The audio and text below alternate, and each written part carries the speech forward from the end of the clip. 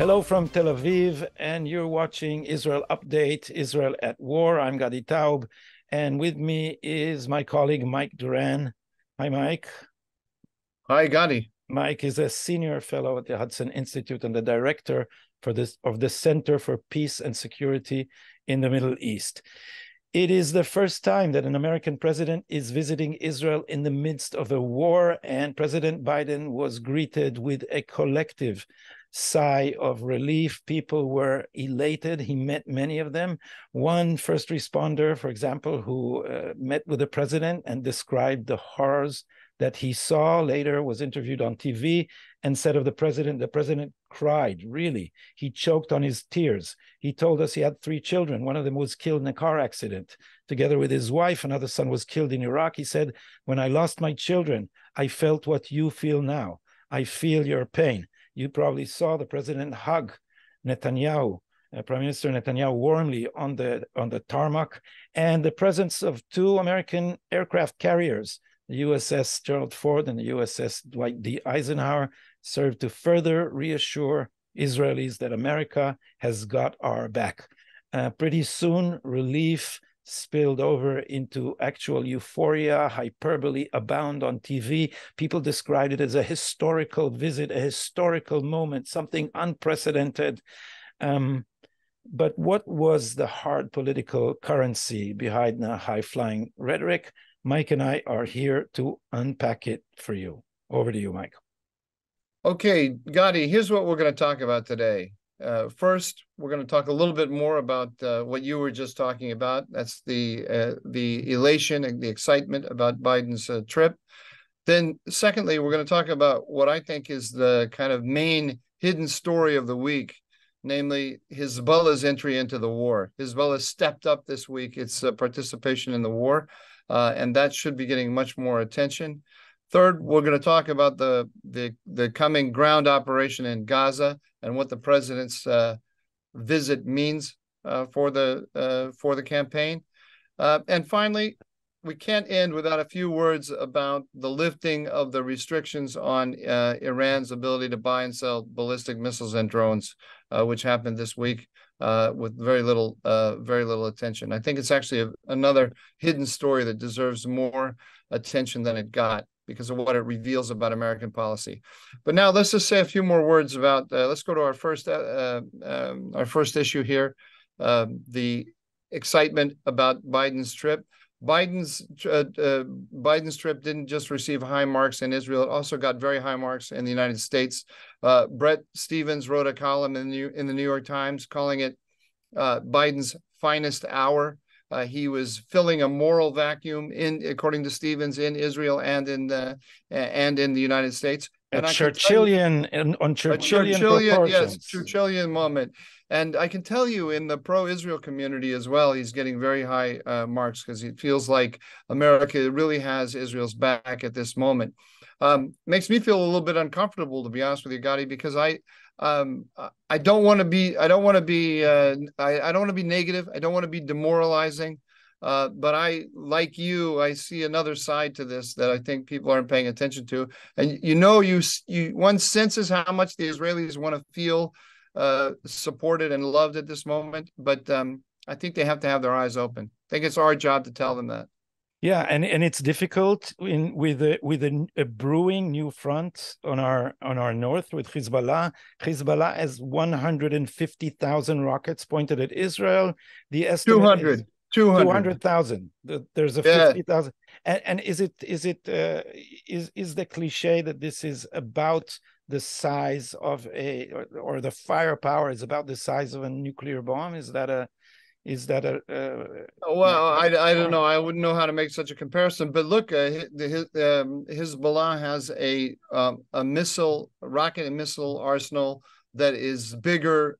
I don't know where it ranks actually in terms of all nations, but it has a rocket and missile arsenal that's bigger probably than any European country. Maybe 1 or 2 European countries have that many, but. It's unprecedented for a paramilitary group to have such capabilities, and it can be devastating to Israel. The war, I don't know that people have this in their minds. The coming war between Israel and Hezbollah is going to be the worst war Israel has ever fought. It's going to be more casualties of the Israeli soldiers, but also civilians. This Hezbollah has the ability to take the war to Israeli civilians in a way that they have never experienced before. And Israelis were partly reassured because the two aircraft carriers were understood to be a guarantee against Hezbollah attack. They also came with a price. It was made clear to Israel that the American support was conditional on Israel not preempting the Hezbollah, which leaves the initiative with Hezbollah and leaves us in a bind. But then we learned that America did not guarantee its participation if indeed Hezbollah started this war. And let me show you, Mike, this video of President Biden, which I actually took from your Twitter feed, so you won't be surprised. Let's watch it. I think I'm familiar with it. Any more about the hospital, sir? May I? Don't. May I ask you about, there's a report in the Times of Israel that says Biden officials have indicated to Israel in recent days that if Hezbollah initiates a war against Israel, the U.S. military will join the IDF in fighting the terrorist group. Not true. Not true? That was never said. Well, there you have it, Gadi. There's no guarantee that the United States is going to enter into the conflict. I think Biden should not have made that statement. It's revealing to us, but he should have fudged it. He should have said, "I prefer not to talk about what was said or not said on that subject," to leave our enemy, that is Iran and Hezbollah, in some doubt about his intentions. He's just reduced the deterrent effect of those. How do you explain it, Mike? Why would he reduce American deterrence? Because they have never left the frame.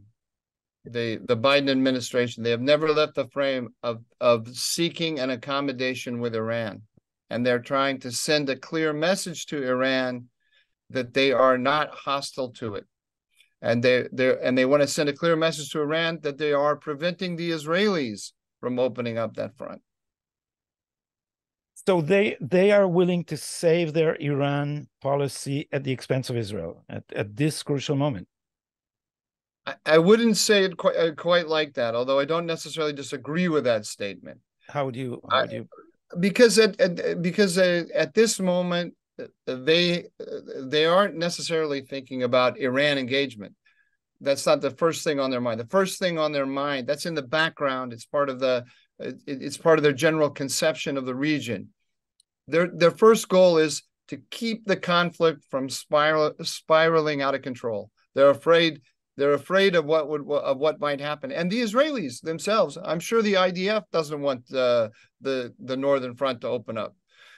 So everyone is engaged in the signaling that they think is going to prevent the war from breaking out. So the Israelis are being very careful. Every time Hezbollah fires a missile across the border, Israel makes sure to fire a missile back across the border that does exactly the same kind of damage that the Hezbollah missile did. So if they kill a person, if Hezbollah kills a person, then the Israelis will kill a person. If they hit just infrastructure, then Israel will hit just infrastructure. Which means that proportionality is only useful when you are not in an actual war. When you are in a war, your responses should be disproportional if you want to deter anyone. So I don't want to. I'm a little. I don't want to tell the Israelis. Yeah, I don't want to tell the Israelis or anyone who's in that situation how to shoot and what to shoot at. I'd prefer just to describe it like I did. Everyone is trying very hard. I'm going to say everyone, the United States and the Israelis, to make sure that this doesn't spiral out of control. Hezbollah, I think, I'm not sure that they want to open a second front, because here's what will happen, Gadi, if they open a second front. Israel will stop everything it's doing in Gaza, and it will move all of its assets north, and many tens of thousands of Lebanese civilians will die. Why? Because Lebanese Hezbollah has put its 200,000 rockets and missiles underneath villages in southern Lebanon, underneath apartment buildings and so on. There's no way that the Israelis can get at that terrorist infrastructure without killing civilians. Just like in Gaza, exactly the same scenario. Well, maybe we're teaching them the wrong lessons about Gaza, because in Gaza we keep avoiding hitting citizens. According to international law, if you put rockets under a hospital, we are legally entitled to shoot at the hospital. We talked about this last night. You're right. Of course, you're right. Yeah, but I'm saying, war crime. It's a war crime. It's a war crime to put weapons inside a hospital. That's the war crime. But what I'm saying is, we didn't do it. We didn't do it in Gaza, and so are we not sending the message to Hezbollah that they're also safe, because we won't do it elsewhere because we are susceptible to international pressure? Yes, no, there's a problem. I mean, in Clausewitzian terms, where's the center of gravity of this conflict? Center of gravity is really not in Gaza. The center of gravity is in the north. That's with Hezbollah. That's where Israel wins this war. Well, really, once it actually defeats Iran, but if it defeats Hezbollah, then it has defeated Iran in the Eastern Mediterranean. Because I don't think Iran from Iranian soil can threaten with conventional weapons, can threaten Israel quite like Iran can from Lebanon. So let's move to Gaza and what is going on there. So the president said before he came, he said that he thought the occupation of Gaza was a bad idea. Then Antony Blinken said in a cabinet meeting, the American politicians are sitting in our centers of decision-making, and he sat there for 7 hours, and he insisted that Israel open a so-called humanitarian corridor and allow humanitarian aid. Joe Biden came here, and this was his main point. He got an agreement from Benjamin Netanyahu that aid would enter Gaza only from Egypt and from the south, and nothing from Israel. But still, what Biden did is he broke the siege, right? Israel's position was, so long as you're holding our hostages, you get no humanitarian aid, you get no water, no electricity, nothing that we can deprive you of, we won't give you. And now Biden has broken that, hasn't he? Yes, he has. And it didn't escape my notice that he's on exactly the same page as the president of Iran about the need for humanitarian, quote unquote, humanitarian aid to go to Gaza through Egypt. I say quote unquote because I fully expect Hamas to use that, and they're going to use it in any number of ways to their advantage. Not that the people of Gaza don't need food and water, but I think that there needs to be a concerted international message to the Gazans, Hezbollah, and Iran that just what you were talking about a second ago, using civilians as human shields is completely unacceptable, and we're not sending that message. Let's listen to Caroline Glick. I spoke with her this morning about the aid that America is pressuring Israel to give Gaza.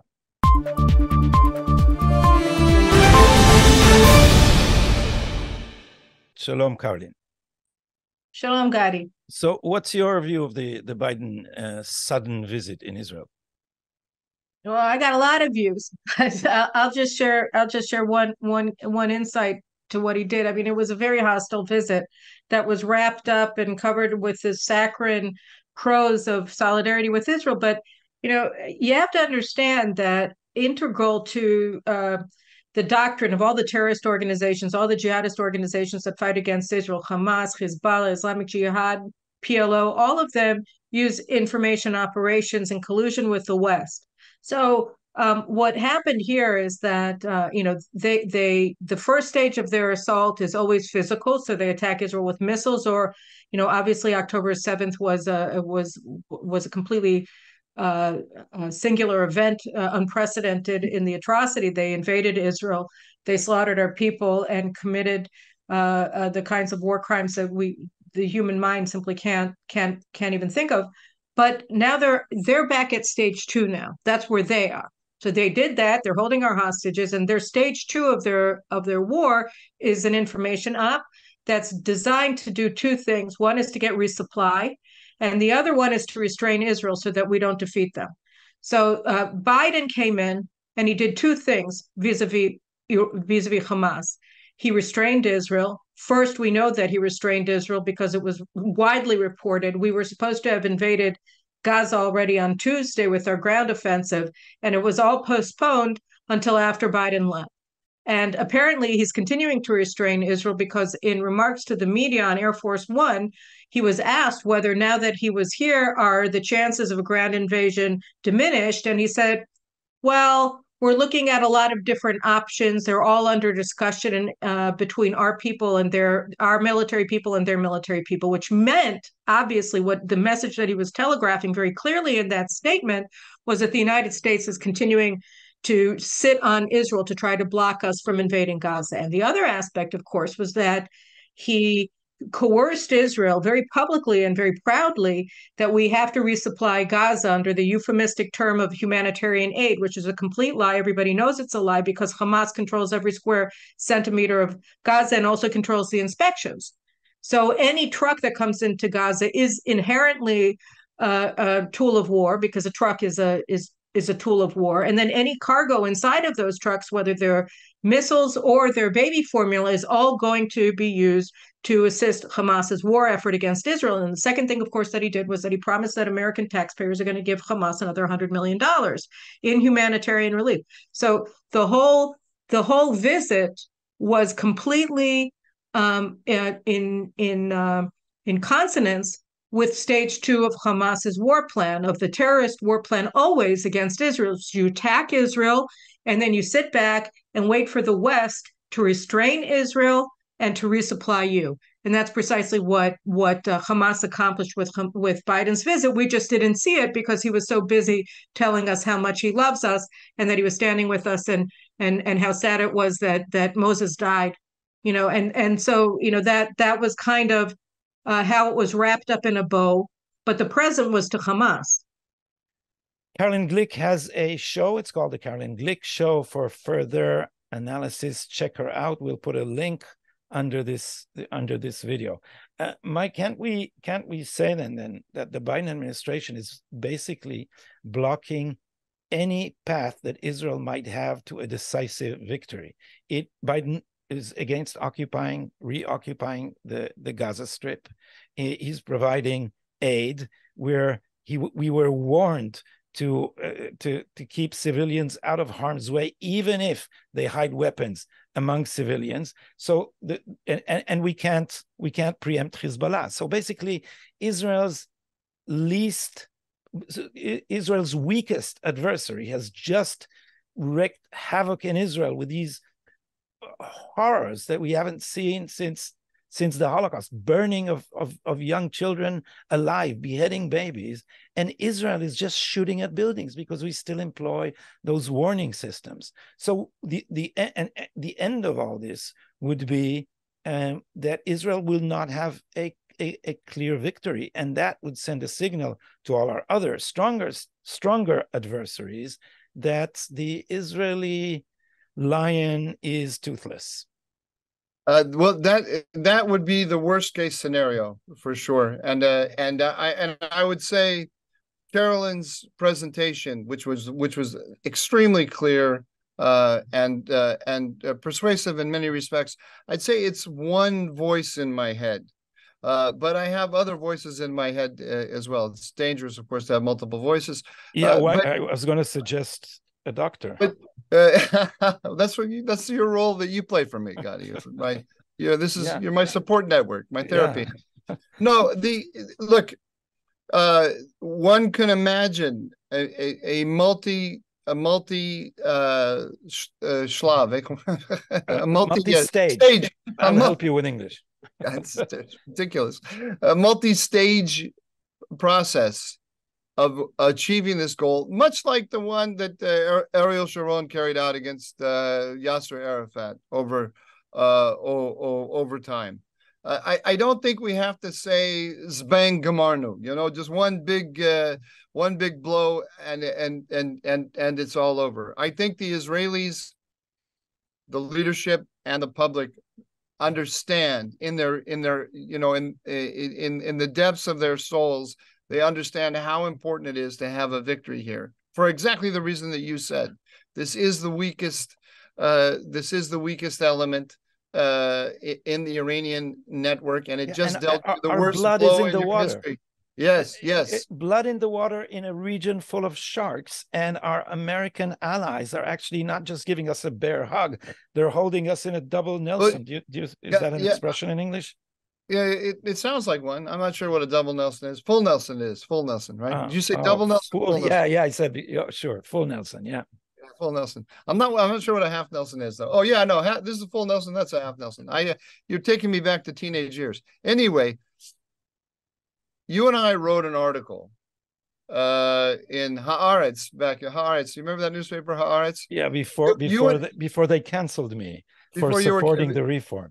Before you were canceled, before your work to destroy democracy, we wrote an article together where we told the Israelis that the Biden administration has this pro-Iran orientation, this desire to reach an accommodation with Iran, and it is coming at the expense of Israel, and Israel has to fight it. It has to have a mentality like Ben Gurion had in the back of the time of the white paper, back under the British mandate, when the British were restricting, I know you know this, I'm just saying for the viewers who don't know their history of Zionism, the British were restricting immigration of Jews to Palestine, and then the war broke out, and Ben Gurion famously said, we're going to fight the white paper as if there was no war, and we're going to fight the war as if there is no white paper. The white paper being the limitation on immigration. Being the limitation on the immigration. The Israelis today have to develop a similar mindset.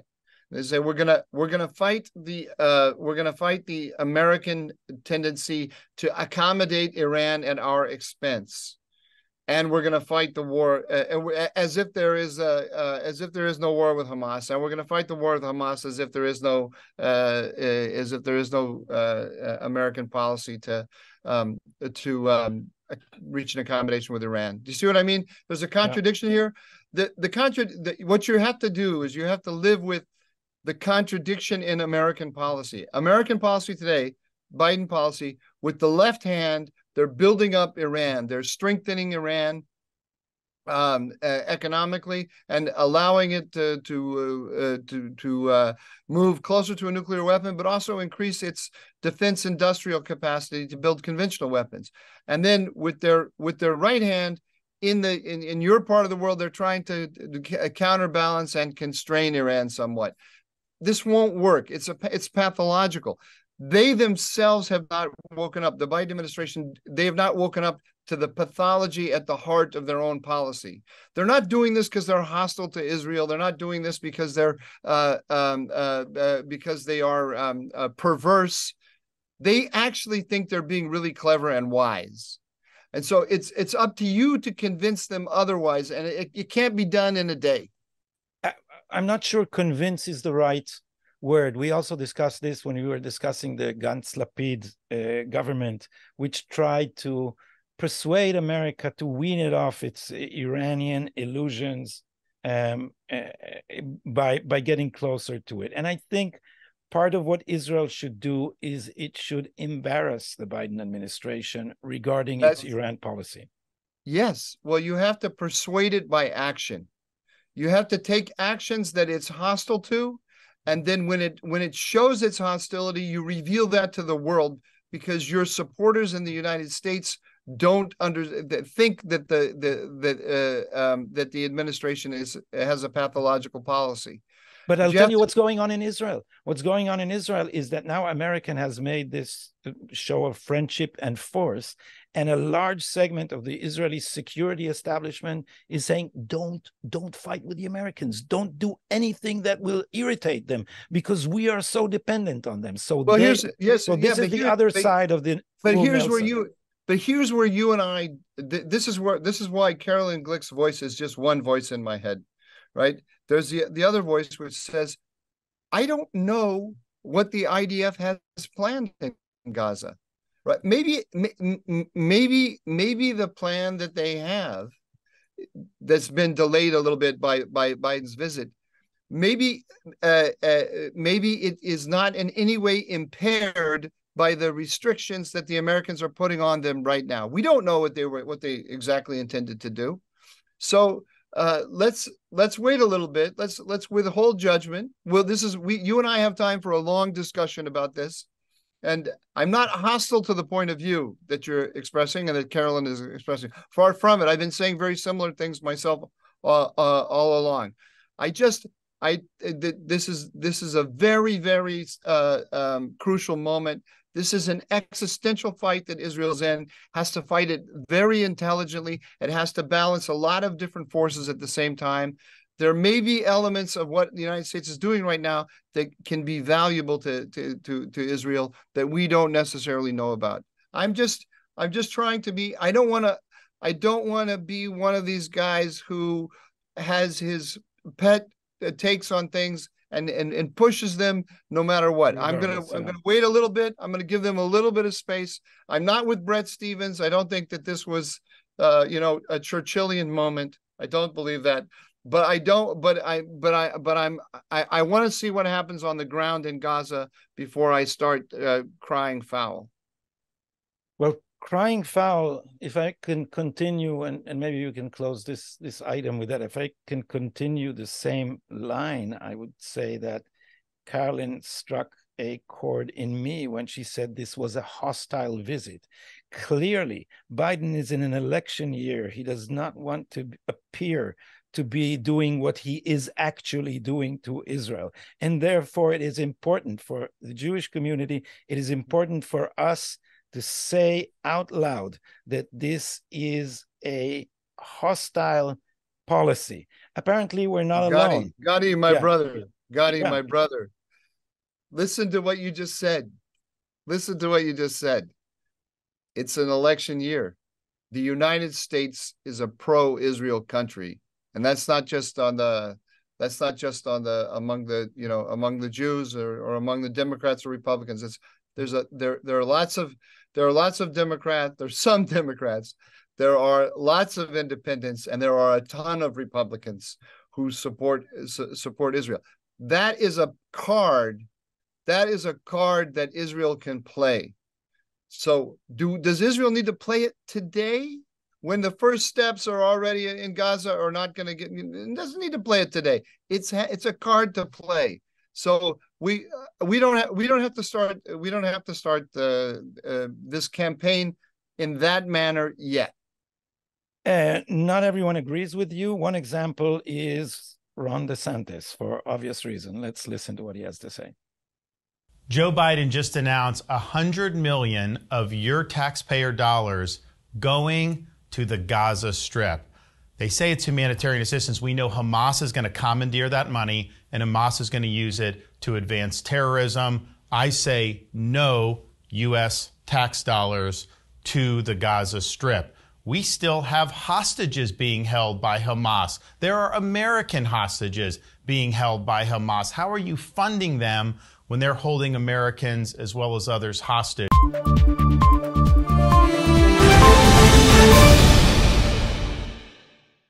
Well, I agree with DeSantis. This is good, and this actually makes my point. It's that there's a lot of support for Israel. There's a lot of voices that are going to be listening. Biden is going to feel heat from the right and from within his own party about any effort to constrain Israel. So I just don't think that things are quite as dire yet as Carolyn made it sound. Let's wait a little bit. I'm going to withhold judgment a little bit. We have time. We have another episode on Sunday, and you can take the weekend for remorse, Mike, and for contemplation and, how do you say, atonement. Last topic on our agenda, as Biden is here, the exact date when the restrictions that the JCPOA had on Iran's missile and drone program have been lifted. This is a huge story that got no attention, because the UN Resolution 2231. This is from 2015. This is the one that endorsed the JCPOA, the Iran nuclear deal. It scheduled a bunch of lifting of sanctions over the course of the following 15 years after the beginning of the deal. And according to that schedule, this week, the restrictions on Iran buying and selling ballistic missiles and drones was ended. And one of the big stories of the last year has been the rise of Iran's disruptive military capabilities, their conventional military capabilities, missiles and drones. These have made a difference in Ukraine. They've made a difference in the balance of power in the Middle East. They made a difference in the conflict with Hamas just now. You remember we all saw the quadcopter that dropped the RPG on the Israeli tank. So these capabilities that Iran has are changing the whole landscape of the Middle East. This was one instrument that we had for constraining Iran and for preventing it from helping to prevent it from developing its defense industrial base to become a very serious arms exporter. And it was lifted because the alternative is to go to snapback at the UN to put all of the restrictions back on Iran, and for the United States and its allies then to be in a conflict with Iran. And that's what the administration doesn't want. And there's the pathology. That's the heart of the pathology that we're talking about. I was going to say that the Iranians are masters of brinkmanship, but brinkmanship doesn't quite capture it because they've learned that they can not just cry for the destruction of the United States, they can actually hit American soldiers with impunity. My friends Ruel Gerecht and Ray Takei, they write articles periodically in the Wall Street Journal about Ali Khamenei, the supreme leader of Iran, and they always talk about. It's my one argument I have with them, with my friends. They always talk about what a strategic genius he is, and I actually don't think he's a strategic genius. I think the United States policy, because it's pathological, because the right hand is building him up while the left hand is pretending to restrain it or half-heartedly restraining it. Because of that, he looks like a strategic genius. It's really his power is built on the faults of American policy rather than on his great wisdom. Now, having said that, the Iranians have lots of talents. They're very talented people. These disruptive military capabilities they've come up with are extremely intelligent. But if we put our minds to it, we can foil them. So before we end, let me. This was not on our lineup, but let me end on a positive note. And you're calling an audible. You know what that means? No, I don't. In football, they line up you line up the two sides and at the beginning of a play, and the quarterback calls out he calls out numbers which to tell his teammates what's going on, and he can change the play in the middle of the play while he sees what the defense is doing, and he changes the play that they all think he's about to run. Mike, audible. I don't. Why did I even read it? I don't even follow this. I don't even follow football. I didn't know why I brought it up. But I did a full graduate program, a PhD program in American history, and they kept telling me you have to understand baseball and you have to understand football. And I went through the whole program without that. So I hope. Well, you and I have this. You and I have this in common. I'm an American. Aren't they saying that in order to understand American internal policy, you need to understand baseball, and if you want to understand foreign policy, you need to understand football? I'm telling you, I don't know what they're saying. I can't speak about it intelligently. I'm like a space alien. I grew up in this country. I grew up in Indiana, which is basketball crazy. You know, a small town in Indiana. Everyone in the town would go on Friday nights to go watch the basketball games at the high school, even if they didn't have kids in the high school. And then they would also go to watch football during football season. Despite growing up in that environment, or maybe because of it, I was never interested. Baseball and football bore me. They're incredibly boring. Yet you played water polo. Yeah, water polo is exciting. Yeah, water polo is a man's sport. to the players, apparently. But what I wanted to tell you has more to do with the one sport I do follow, which is UFC, MMA, and the spirit among Israeli soldiers and the morale is extremely high. While we don't yet understand how much the leadership has synced with the historical moment, the general population in Israel understands that we are facing something like the War of Independence. This is our second war of independence, and people are taking it extremely serious. We don't have time for this on this show, but I sent you one of the heroic stories of a tank driver who fought alone inside a burning tank against a bunch. I read that. I read that. What an amazing story. We should put it in the, can we does Rumble have comments like YouTube? Can we put that in there? I'll certainly check it out, and I'll have that piece translated, because this was so dramatic. This is the spirit, and it harks back to a war you know very well, Mike, because you just wrote about it, the Yom Kippur War. So you remember Koach Tzvika. Tzvika received a Medal of Honor because basically alone he pretended to be a tank brigade and held up the front by making a lot of noise, a lot of smoke, talking to himself on the radio, moving from one hill to the other. So we have heroic stories like this, and the actual soldiers are infused with a spirit that this is the war of good against evil, and they're fighting it with wholeheartedly and without a doubt. And like Israel and like Golda Meir said, we have a secret weapon. We have no choice. So let me respond to this in one way. Yeah, sure. Because I think this helped me. You've helped me to express what I was trying to say before, I think not very articulately.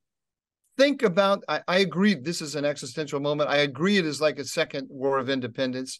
I'm very happy to hear that the average Israeli gets that in his or her gut. Think about the War of Independence. The War of Independence had at least three different distinct stages to it, went over a long period of time. Different fronts became active at different moments, and the international restraints on Israel shifted in different ways at different times. America participated in an arms embargo against Israel at that point. America participated in an arms embargo. America put lots of pressure on Israel in a variety of ways. So did the British. Put enormous pressure on Israel.